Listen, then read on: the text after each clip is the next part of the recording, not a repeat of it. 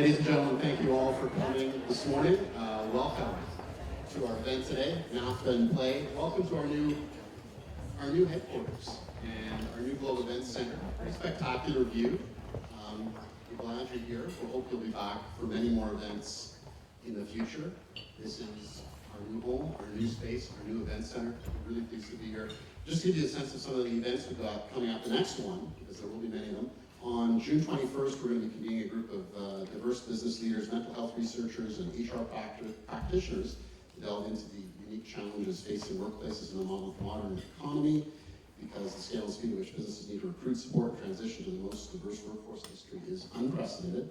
And our panelists will show you how they and their businesses did it. And you can read more about this event, which is on June 21st, at solvingworkplacechallenges.com. But that's the future you're here for today. Before I hand the mic over to Barry McKenna, I just want to give you a sense of how things will go this morning. Our panel will be on stage for about 45 minutes for their discussion. Then they'll remain on stage for a question and answer session from the audience, and there will be people in the audience with microphones to allow you to ask your questions. And so without further ado, let's get to the main event. I'd like to introduce your host for the day, Barry McKenna. He's the Globe and Mail's national business correspondent. He covered Washington from 1997 to 2010. Covered Washington from Washington. During that time, he filed stories from more than 30 states. He's also filed frequently and frequently visited Japan and South Korea. He's a native Montrealer. He has degrees from McGill and Carleton University. He's also a 5-time finalist for Canada's National Newspaper Award. Ladies and gentlemen, my distinguished colleague and your host this morning, Barry McKenna.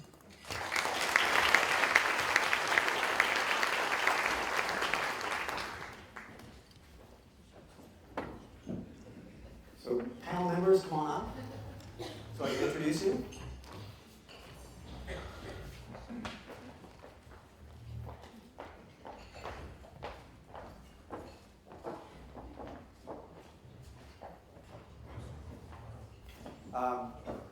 I think doing an event on NAFTA, I mean, this was the cornerstone of our relationship with our largest trading partner.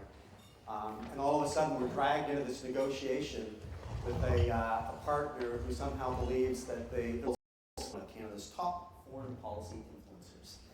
And next to me is Joanna Slater, one of our fine foreign correspondents with the Globe and Mail. Joanna is an award-winning foreign correspondent. She covers business and economic news as well as politics. Over her career, she's had assignments across Europe and Asia, reporting from 14 countries. In 2015, she was posted in Berlin for the Globe, where she covered Europe's emerging refugee crisis, which in some ways is sort of the genesis of the Trump phenomenon. And that work earned her 2 national newspaper awards, including the 2015 Journalist of the Year Award. His people. So I'm going to start with questions for Laura. There's a shared authority with negotiations. How is that going to affect this?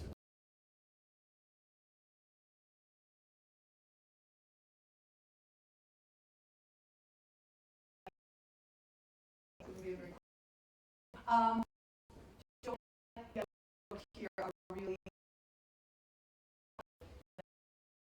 U.S. free trade agreement that became part of the NAFTA. This is about anti-dumping, countervailing duties, and in particular it's about how those disputes are settled. That took all of the energy, a lot of the oxygen out of the room in the Canada-U.S. free trade agreement over years. It was the reason why Simon Reisman walked out of those negotiations way back when. It is why Brian Mulroney said we can't do a deal. And then the negotiators were brought back in at the 11th hour. Nothing has changed. Materially, very little has changed from then to now. Canada still wants that dispute settlement system the way it is.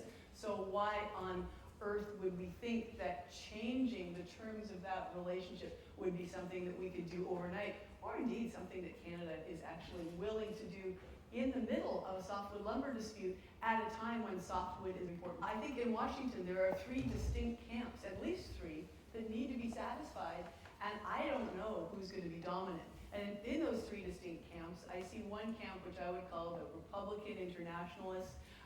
If you want to put a person attached to that, Gary Cohn in the White House, which is about opening markets, North American competitiveness, more supply chains, free flow of investment, trade, services, goods. And that's probably pretty close to a Canadian approach. So that's their modernization. And then the third camp, which I think is the most difficult camp to satisfy, is the Donald Trump populists, for whom no trade agreement is a good trade agreement, for whom ripping up the NAFTA and ripping up the TPP is a real victory, and a victory for American workers and American jobs. Personally, I think that Donald Trump's approach, his willingness to look at these agreements and say, are American workers, are workers really getting a fair shake out of this? Maybe it's time to rethink the way we do things. I think that is a very valid point, but the mechanisms that he is using, ripping up agreements, I'm not necessarily sure are going to deliver the results that he wants. So Canada doesn't know who it's negotiating with. One of these three camps, or maybe some combination of the two, are going to dominate. But for now, who knows what modernization is going to be? It's whoever gets victory in that tripartite contest. Right. Michael. Barry, just a quick comment on Laura's references to timing of the NAFTA. I agree entirely with what you're saying, both the complexity of the agreement, but also the domestic politics in the United States. The reason I mention that, there is a school of thought that says because Mexico is going through an election in a year's time, roughly, and that the forces of the left, Obrador, etc., are going to be possibly successful, at least challenging the PRI that's there now, and would then bring a very sort of left-wing, almost Venezuelan, potentially Venezuelan government on board of the United States, that this will drive a dynamic to try and get this agreement through before December. That may be what academics might think, but I think the reality is such that this is, for the reasons that Laura said, would be an impossibility, both because of the complexity of the agreement, plus and the negotiations with the agreement, and also domestic politics of it. This then sets up a scenario which has been quite complicated, because if you can't get the agreement through by December, then you go through Mexican elections, and we have our own elections and so on. So this is a situation, that a policy and a dynamic, which I think is going to last for some time, which is going to be very complex in terms of when do we come to conclusion, when does modernization, and then what happens between now and the time that there might be an agreement in place in terms of trade disputes within that sort of 2 or 3 year period. So I think just when those people say, well, gee, we might get this agreement through by December in order to anticipate the Mexican election. The other side of this too is that the current government in Mexico can't afford to be seen to be giving too much to the United States, given that Peña Nieto was pretty much humiliated when he first met with Trump, or tried to meet with Trump, or met with Trump, and the blowback that happened politically in Mexico City at that time. So the Mexicans are going to have to come up with a fairly tough position, I think, if they want to succeed in the elections coming up a year from now. Thanks, Mike. And we're also a year and a half away from the next U.S. midterm. That's turning up like a freight train. Dan, I want to talk a little bit about the economic specifics of what we're heading into here. What are the obvious areas of risk for Canada, and what leverage does Canada have to say no to any of this? Well, again, a very good question. Thanks again to Gold Mail for being here.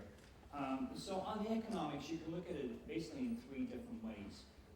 The first way is the traditional issues which have existed between Canada and the United States, and these are perennial. Softwood lumber is one of them, dairy is one of them, aerospace is one of them, and they're all in the headlines. And in these areas, the usual story when you start a negotiation is you've got your list of negotiating positions already well mapped out. Canadian and U.S. Negotiators went over these in the context of the TPP. So they're retrading old ground.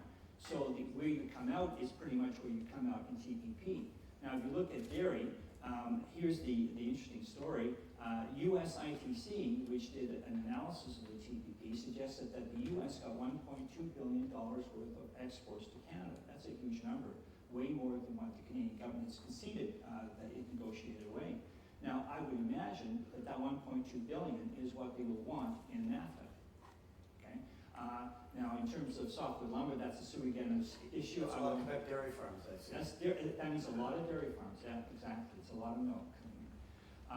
So there are issues of that nature. Nonetheless, in terms of in those areas which we know about, and the parts I would describe sort of these modern trade agreements as icebergs. The part that you can measure, that you can really quantify, is about water, and it's very simple. And it's actually, relatively speaking, although change would be problematic for Canada in terms of managing things like dairy, managing softwood lumber, nonetheless, it will not destroy our economy. Life will go on pretty much afterwards as it did before. Now, that's one perspective on the NAFTA negotiation. Second perspective is what comes out of the kinds of stories you hear from Peter Navarro, from Steve Bannon, and this is very, very different. Navarro's speech to the National Association of Business Economists, he talked about repatriating entire supply chains back into the United States. And the reason he gave was not because this would make America wealthier. It was because they wanted to have people who could repair the propellers on Navy submarines. They want the industrial arts to be back in the United States. They want a different composition of trade. They want to change America's role in the world. Now, America is specialized in financial services and is heavily financialized, heavily service-oriented. They want to change that. And that would mean a far more wrenching adjustment for the entire global community. They also talk in different terms. Things like the most favored nation principle are not part of the lexicon. When they talk about reciprocity, it's a different meaning than would be being used to in the WTO. When they talk reciprocity, they say, why should we have lower tariffs than what China has? Reciprocity used to mean that we would actually mutually lower down our barriers in an approximately equal value. They want now the same. It's very different, and it has different part of the iceberg that's underwater. It's got to do with the regulation of the knowledge-based economy and data. Trade in goods and services is flattened out, but with the hockey stick growth is data. The value of modern corporations, Facebook, for example, $445 billion worth of market cap. It's entirely undated. Laura was just saying that Amazon, the portion of Laura, what was the portion of Amazon's value, which is all dated? Most of it. Amazon owns the cloud. Amazon owns the cloud. Okay, data is the cloud, but data is also issues about privacy and the use of data. Information is power. It transforms societal structures. And the modern trade agreements simply have this very, very banal sounding provisions which say hands off and let the market rip. But in a knowledge-based economy, and I'm sorry for I'll cut this out very quickly, Barry. The knowledge-based economy works differently than does the industrial economy. In industrial economy, the whole idea is to move inventory, make sales. In the knowledge-based economy, you acquire assets, build companies on them. And because of network externalities, first mover advantage, you wind up with superstar companies which dominate their field. And if you go hands off, you basically concede the world to them. So this is the issue that we don't really have our heads wrapped around, and that's where NAFTA, which all of these parts of knowledge-based economy regulation of data will be backdoored into the NAFTA renegotiation. You can bet your bottom dollar on that. Thanks, Dan. I want to come back to you a little bit later about retaliation and leverage, which you've done some interesting work on, and Canada's been sort of active in the retaliation front these days. So I'm going to go to Michael. The Canadian government has been on a full charm offensive in the United States, and you are an expert in charm offensives. Well, thank you. It's been there before. By my count, there have been 235 meetings between Canadian and U.S. government officials since Trump was inaugurated, 110 Canadian political visits to the U.S., several high-level meetings with Trump and 13 of his cabinet secretaries, plus 115 meetings with members of Congress, and 35 with state governors. So almost all the states they've covered off. This is sort of a massive offensive saying, here we are, we're Canada, here's what we're all about, and here's what we mean to your economy. Now that seems pretty unprecedented. What does this approach achieve and that districts in the United States that have House members and states that have senators representing them, we still have a pretty functioning democracy in terms of people's ability to influence their House members and the Senate. Now, I know money goes into politics and there's a lot of distortion as a result of that, but we have seen, I think, over the last 6 to 7 months that House members going back to their districts, talking to their people, are starting to get a fair amount of concern and blowback from their people with respect to what's happening in the White House. Now, this hasn't yet been translated into political action in Washington, but it's a bit like the dripping water that eventually causes a bit of a movement of a larger object. And I think what the Canadian government is attempting to do, and it's something that takes time and a lot of effort, and you've talked about the effort, and this is the time will be sustained by, is to get to the grassroots of each district, of each state, and try to underscore the interdependence of the economies of these sort of micro areas, smaller areas, in terms of how they are dependent on, for their export markets on Canada. The old cliche, 35 to 37 states of the Union have, and Canada is their largest export market. The number of states that have Canadian investment in that respect create jobs and create economic activity for the constituents and so on. So this is an effort that takes time, but I think will have effect over time. We saw this in the softwood lumber up to a point when I was in Washington. It took a while with the mad cow, but eventually we were able to corral a coalition of interests that were dependent on the Canadian market to start to push back against the forces of protection, or the forces that were in the pockets of those who are our adversaries, the Lumber Coalition or the meat growers in the U.S. But it's something that doesn't, it's not instant coffee. It's something that takes to brew and takes a long time to do. But I think this government has done a pretty good job of that on a scale that I have not seen. I mean, again, on softwood, we were doing this sort of same stuff, but sort of a factor of 1, now they're at a factor of 10. And I think it's a good strategy. I think we have a very good ambassador down there who's had political experience as not so much as an elected representative of the people, but certainly as a political operator. So he knows how to move Congress, and I've spoken to him a couple of times, and it's inevitable, it's the number of people he's talked to and the way he crafts the arguments to try and put them in the United States self-interest. Like everything, what is it in it for the U.S. to have a better economic relationship with Canada? This interdependence argument is a very, very important one. So I think I'd give them a very, very good mark on this one, Barry, and it's sustained, it's expensive, it takes time. The cabinet committees have been very, very active. They've got ministers who are assigned to different sectors in different parts of the United States who travel actively to the U.S.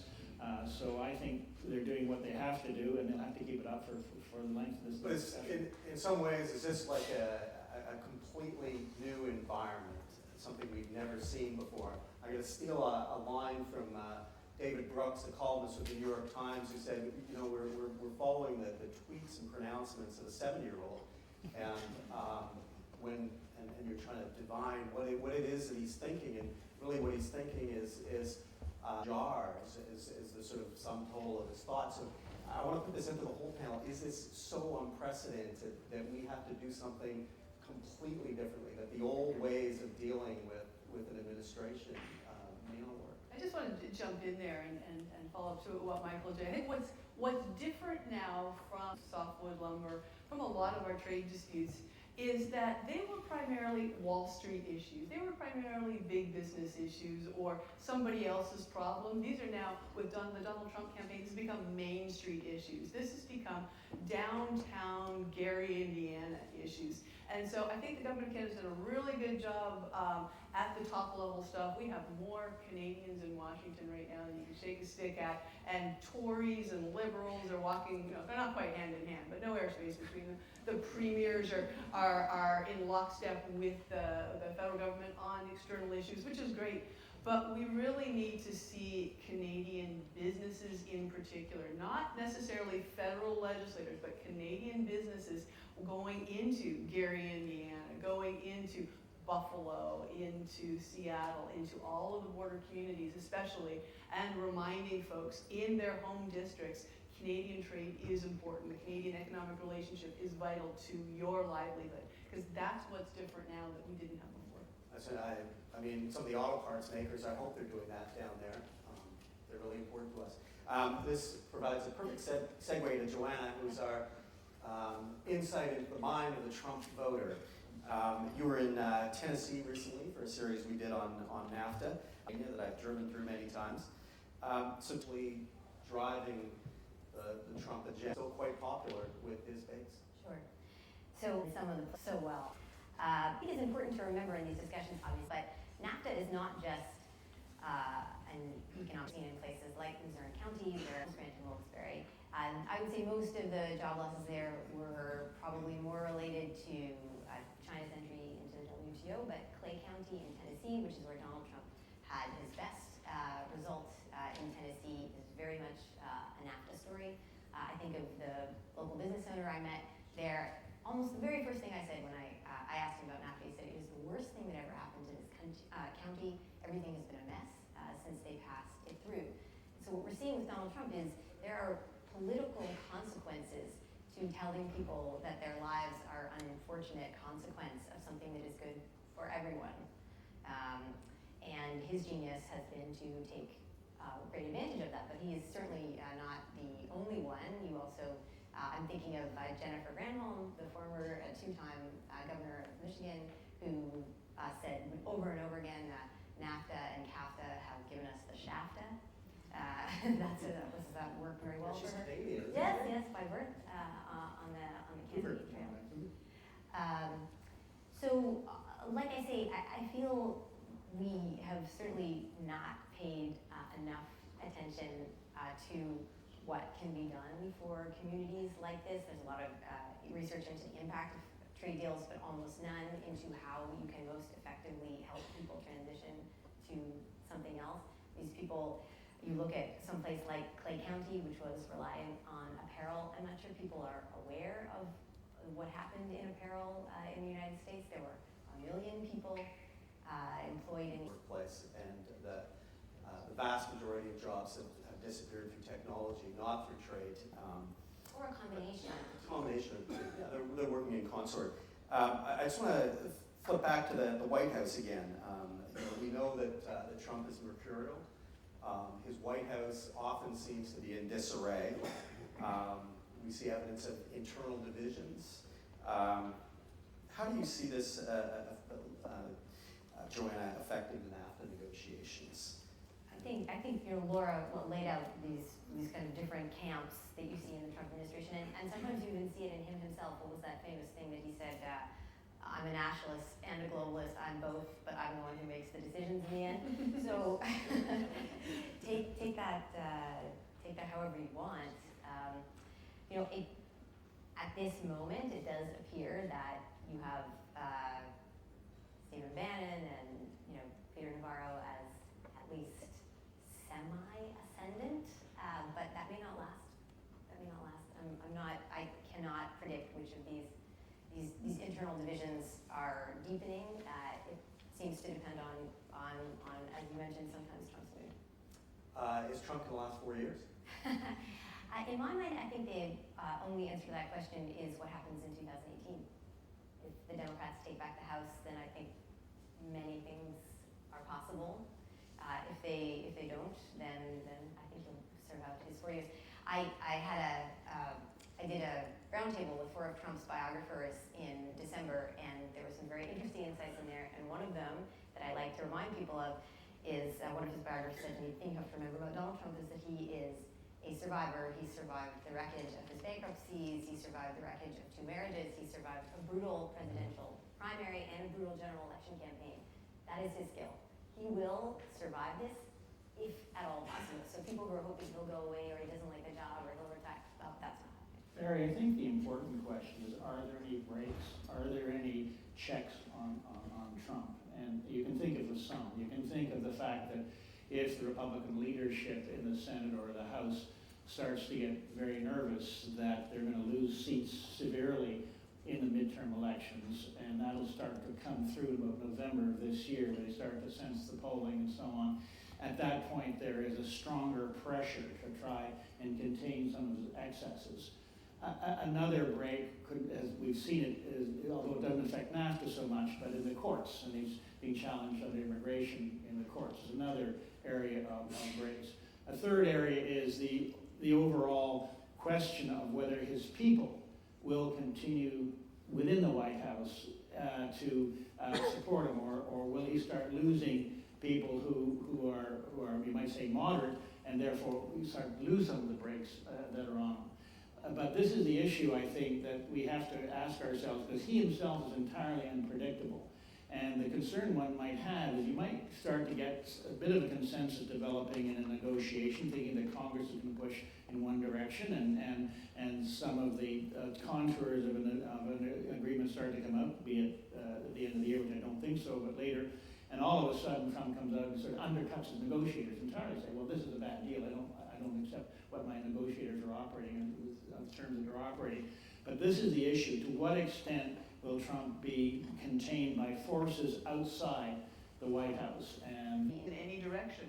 The amount of time that it, by law, takes to negotiate a trade agreement, to do all the necessary notifications, what Congress requires, what the committees require, and even if we rip up the agreement, it still takes 6 months to rip up the agreement. It's the very slow rip. It's a lot of pages. And by that time, maybe cooler heads have prevailed. Dan? Let me jump in here. So if you think about the forces that brought Donald Trump to the White House, they're really they're there, and they're large. And so regardless of the manifestation, which is sort of emerged from that, we have to deal with the forces. Now, if we get the diagnosis of this wrong, then we will not actually address the issues. In terms of the globalization in trade is taking heat for all of these jobs. You hear about NAFTA. In Canada, NAFTA means nearly always favors the Americans. So we can. No. Talk to Custis Smokers. But in terms of the causes of the malaise in a labor market, trade always comes out as a small factor when you actually analyze it. People talk about technology. Well, technology has been a constant factor in our lives as well. What is new in the world in the last several decades has been monetary policy, which has used the interest rate to leverage growth, to stimulate the economy. Now, the interest rate goes into a lot of different prices. It's the price of money. It's the carrying cost of capital. If you lower the carrying cost of capital to zero in our economy, workers compete with machines for jobs, and wages cannot go to zero. So it's not just a question of unemployment, it's a question of lowering wages. When you create conditions of competition in your labor markets which drive wages down, which replace people with machines wherever it's possible to do so, you will have an underlying malaise. Now, I'm okay with job destruction from technology. I'm okay with job destruction from trade. I don't think that those will actually threaten the economy, although the coming of artificial intelligence is a real issue. But I have a problem when we effectively subsidize capital, and then that subsidized capital competes with workers. And I think that's the underlying cause of the malaise. And I don't think that we're addressing this properly. Thanks, Dan. Because it means that companies are essentially leasing robots at zero, under 2% interest rates or under 3% interest rates, comparing that to hiring workers at $50 an hour. That's just I did promise we'd get back to retaliation. Canada has been very proactive in some disputes since Trump has come into office on Boeing and Bombardier, on Softwood, actually proactively, preemptively threatening what we're going to do. On Boeing, for example, Canada has said, well, maybe we won't buy your Super Hornet jet fighters if you're going to give Bombardier a hard time on selling the C-Series into the U.S. market. On softwood lumber, we've gone directly at the Senator Ron Wyden, the state of Oregon, who's a big supporter of softwood lumber duties on Canadian lumber. saying we're not going to buy some of your manufacturers as a small economy negotiations where we're going to have to, somebody always walks away from the table, and what are the dangers for Canada? Okay, sorry, I'll come back to you. So, in terms of, I'm going to quote famous Barry McKenna on this one actually, that Canada doesn't, which we need, and therefore we depend upon imports. And retaliation is basically then shoot yourself in the foot by making your imports more expensive. Imports are why you trade. The easy story in this one is to think about Iceland, which produces almost nothing. Without imports, they would have a very, very poor lifestyle. With imports, they have the modern times. And if we had with sector-specific measures, it's not a bad strategy to actually kind of show that there is something at the end of the day, and we're doing a full court diplomatic press in the United States to actually bring this home to people. The U.S. industry, which is affected, will naturally come to bear as well in terms of bringing pressure on the Trump administration not to go too far in this. But if it gets beyond that, then tit for tat is not so good. If these are unusual times, then retaliation actually hurts us. Now, one very good way to respond is to liberalize further. And for example, in the TPP 11, if we go ahead with that, there's a trade diversion for the United States of $16 billion. Way more than we could do with any measure of our own. And this is not a retaliation. It's just liberalizing with other partners. And that naturally creates the same effect. And that itself would then put pressure on the U.S. administration to come to the table. So there are responses which are not directly retaliatory, which can nonetheless give us diversify our trade and put pressure on the United States to play ball. Thanks, Ed. Believe it or not, we're running out of time, and I'm going to let you have the last comment, Laura. Starting with you, you're going to get the last, and you owe me money after. Okay, and I owe you money. And we want to get to your questions. We're going to have 15 Yeah, so minutes just or so questions. very very quickly on retaliation, I agree with Dan. It looks good in principle, but it often will hurt Canada more than it hurts the U.S. Also, there's a huge problem with trade-offs. I'm going to give you what you need in autos if you give us what I need in softwood. Well, wait a minute. If I'm the Canadian auto sector and my interests have just been traded off for somebody living halfway across the country, I'm really going to be ticked off. So in the real world, these things don't work particularly well. I think, though, where Canada does need to make more of an effort is in the Buy America procurement stuff. Canada has never mounted a credible threat of retaliation in sectors against this before, but in things like water, wastewater, there are as many American projects in Canada as there are Canadian projects in the United States. So we have to be able to say, okay, if you institute Buy America here, Premier Wynne said we're going to have Buy Ontario there. I think that was a very effective message, but there are very few opportunities when that can and should be used. There's also any good negotiator will tell you, you open up with a high, and so you can threaten this sort of stuff, and then you sort of you work your way through these issues. But I think to start off sort of saying, oh no, we're fine with whatever is coming up to us is the wrong way. And I think this government's been quite aggressive at the outset, which is important in negotiation. I think we probably have maybe a minute left, and one thing I did want to ask you, who are the characters in the administration of the White House that we need to be watching, and in Congress, like the individuals in both the White House on NAFTA renegotiations that we should be paying attention to these people and what they're saying? Some of them we've already mentioned. I think obviously Robert Lighthizer, Wilbur Ross, Gary Cohn. I think in Congress, you're going to have to watch. You're going to have to watch the Senate mostly. I think you should watch Mitch McConnell as always, and people like Sherrod Brown, he's a Democrat from Ohio. Also, the Democrats would also like a renegotiation of NAFTA. Actually, a pretty significant one. Doesn't necessarily look like what the Republicans want. So we haven't really talked about that, but the prospects for getting a renegotiated agreement through Congress are, I would say, questionable at best. Orrin Hatch, the chair of the Trade Subcommittee of the House Ways and Means Committee, he was really the gatekeeper. He doesn't get congressional approval unless Orrin Hatch says, yeah, it's okay. And he's been around forever. Ever and ever. To questions, there is a couple of microphones, so put up your hand. If you want to identify yourself, that's fine. If you want to remain a mystery, that's okay too. But please wait for We have one down here. While we're waiting for the mic, I've got some interns from the Monk School, a wonderful Toronto organization, and those young people just slam the mics down on the table. They don't care if you're the vice president of the US, you take that mic from a Monk person. Speaking of Monk.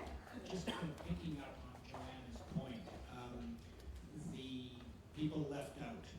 Is there anything happening in terms of trade negotiations, whether, I don't think it happened in TPP, but going forward, that is going to begin to address the crux of the Trump problem of populism? Is there anything happening that is going to deal with training, or et cetera? Or are those realistic options that you can deal with in trade agreements, or do we have to go somewhere else to deal with what is a real problem of people losing their jobs? I mean, we've seen it in the unwinding, we've seen it in any number of books, and we've seen it in Europe as well. What is the... Signing on, right? Does somebody want to take that one? Can we, and is this administration interested in that, even though they got into the White House because of that? I can't speak to the administration, but in terms of the content of trade agreements on labor, it's innocuous, and it doesn't actually do anything. In terms of the flanking measures which governments put in place on training and so forth, these are untargeted, they're poorly funded, they simply don't have the traction to deal with the scale of the issue which we face now. Unless we get the structural features of our economy right, we will face a tsunami in this once artificial intelligence starts to hit. It's happening right now in retail. There's issues in trucking, of course, and so forth. And this has not got to do with trade. It's not even got to do properly, I think, with technology, but it's the combination of technology, trade, plus the subsidization of capital, and that's got to stop. I think part of the problem too is that it's very much the subnational governments that are actually there to implement the training and the safety nets and so forth. And when you're dealing with government to government, federal government to federal government, it's basically subnational governments that have to find the means and have the ability to do these sort of programs. So they don't really fit into a national type of negotiating strategy as easily as they might. But the governments are going to have to sell it to people as being good for all the things you said you were going to, rip up this deal for, renegotiate this deal. You've got people to answer to. Well, the problem there is, though, you're into social policies that the government really doesn't want to attach itself to. Trade agreements, the U.S. has had trade adjustment assistance, which has never worked because trade adjustment assistance was supposed to provide compensatory training and assistance and funding for those who lost their jobs due to trade. You can never prove you lost your job due to trade. It was automation, it was market forces, it was interest rates. So trade adjustment assistance has been a failed policy. People are looking for options, alternatives in the United States, but it's very weak and wobbly. The AFL-CIO in the United States has actually come forward with some very strong, forward-leaning, I would say pro-business, pro-trade suggestions on how business and labor can work together better, but they are a very small voice. And similarly, I don't think a lot of Canadians really have an understanding of what it is to be in the United States and have healthcare benefits that are only tied to your employer. To have so much education access is very, very expensive. And so to be very tied to a job or a regional location. So even though I've lost my job, maybe my husband continues to have benefits. So we're not going anywhere. And so that labor market inflexibility is one of the things that contributes in the United States to a lack of ability to move to other higher paying jobs. And it used to be one of the greatest strengths of the U.S. economy was the ability of people to just up and move to where the next job is, but now we're tied down. Joanne? I would just add that, in my experience, the people that I have spoken to confirms what Laura said, that they do qualify for trade adjustment assistance, but that program is only, minor, helpful and only in a very minor way. But there are experiments that people have done about ways you could restructure that type of assistance. So instead of, you could give people a lump sum instead of, upfront to help with mobility issues. Apparently Denmark is a leader in some of these types of experiments of how to deal with workers displaced in various industries. So again, the fact that we don't even know the answers to those questions, we don't even know what could work because we have not paid attention to it.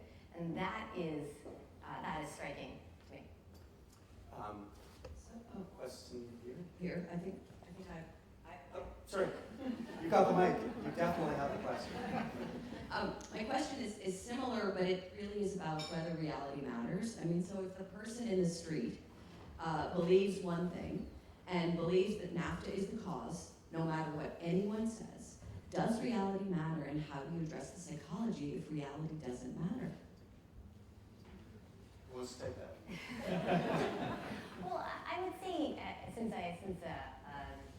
so for instance, I could sit down with the people that I spoke to in Salina, Tennessee. We could have a discussion about the nuances of what actually destroyed the apparel industry, that it was already leaving the country, and NAFTA was only one element in it, and perhaps not the most important element, and then there were environmental standards issues. These things are complicated, and they could agree that these questions are complicated.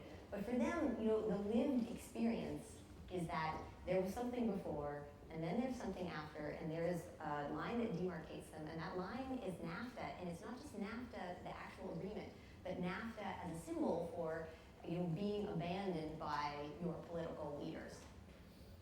And I'm not sure that's real. That's not untrue, or in the way that's a lived experience. So I think they could agree that these questions are complicated, but they would also say, well, people really don't care about the loss of these jobs. I don't want to pick on Dan. Dan just said earlier, I don't care about jobs. I'm okay with losing jobs to trade. I'm okay with losing jobs So I feel like you can have a reality-based discussion, but not if you also have to deal with the kind of emotions provoked by these discussions. I'll give you, please clarify. I was unfair. It's not a question of not caring about jobs, but it's a question of accepting that technology will move forward and transform the nature of work. And therefore you will have this constant churn. And that's been the history of industrialization. We have survived all of these waves of technology before. The thing that bothers me right now with the system is that, again, this is not a question of technology, it's a question of subsidization, and that's a really bad thing. But then, and the problem that this engenders for the labor market is you can retrain someone, but if you're retraining someone for a job that's also being replaced by a machine, there's no there. That's the problem. I got to follow the microphone. I'm learning on the job, and it's over there. Going back to retaliatory measures, you have the soon-to-be former Premier BC speaking before her election about retaliatory measures on the softwood lumber. Then Premier Wynne spoke about Buy Ontario. What power do the individual provinces have, or any, to do any retaliatory measures? That's a great question. And it differs depending on sector and depending on issues. So for example, I'm going to use an American example. When Donald Trump says, I'm going to put Buy American measures on pipelines running through Nebraska, he actually probably can't do that because we're talking about the behavior of private companies and private ownership of that pipeline. But where premiers, government officials do have a lot of say is when it is a government purchase. When we're talking about a government-owned buyer or seller. So, for example, on the ports issues, I don't know whether or not the premier, whether or not the province has full control of the ports, or whether it's public-private partnership or private entity. But if the province does control those ports, then they are the seller that can say, we're not going to sell to this entity anymore. We're not going to provide this service anymore. At the same time, why do you want to do that? Don't you use those ports for other things? Wouldn't you like to continue to attract business to the BC ports? It really seems to be, to me, shooting yourself in the foot. But on the Buy Ontario provisions, when the Premier is talking about provincial procurement for roads and telephones for the legislature, that is something that she and her government have a lot of control over. We might have time for one or two more questions. The microphone is there, and then there might be another one here. Go ahead, sir. Bill Sheffield, you talked about the U.S. players. So talk about the Canadian players, particularly our negotiating team, how experienced they are and how confident we should be. Laura, would you like to answer that? Absolutely. Having just met with them a few weeks ago, I am always impressed by the ability of Canadian negotiators. I did my PhD thesis on Simon Reisman in the Auto Pact and the Canada-US Free Trade Agreement, so I've been following these guys a long time.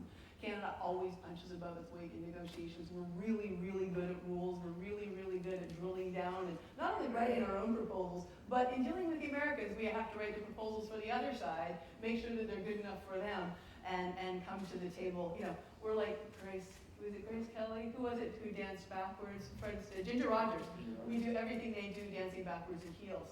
So Canadian negotiators are extremely good as a baseline, but in this particular negotiation, we've got very experienced people managing it. I think they announced it to me, so I'm going to announce it to you. Steve Verhoeven, who was the chief negotiator for the Canada-EU negotiation, is going to be managing that negotiation.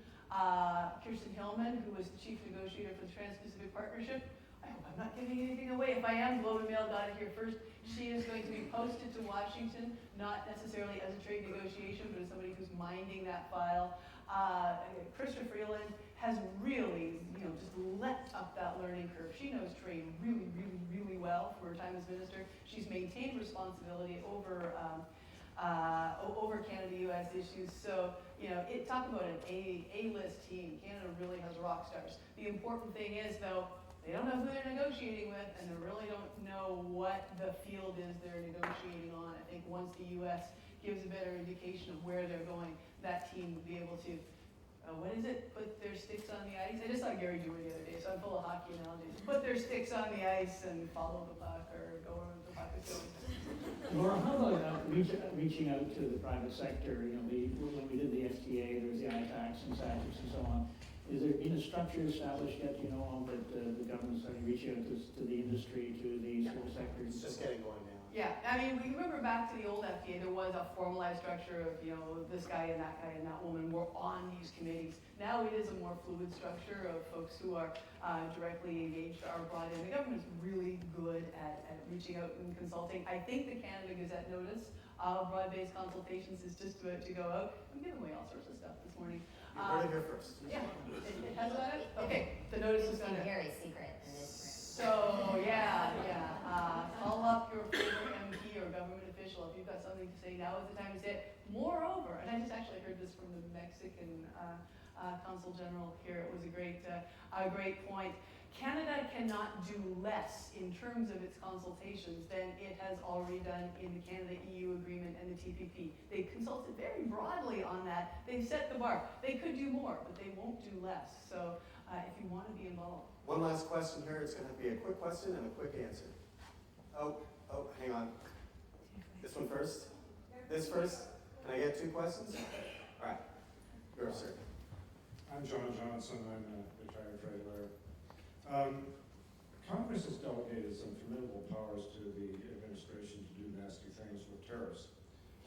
One example is Section 232 of the Trade Enhancement Act of 1962, which is very much in the news these days with steel.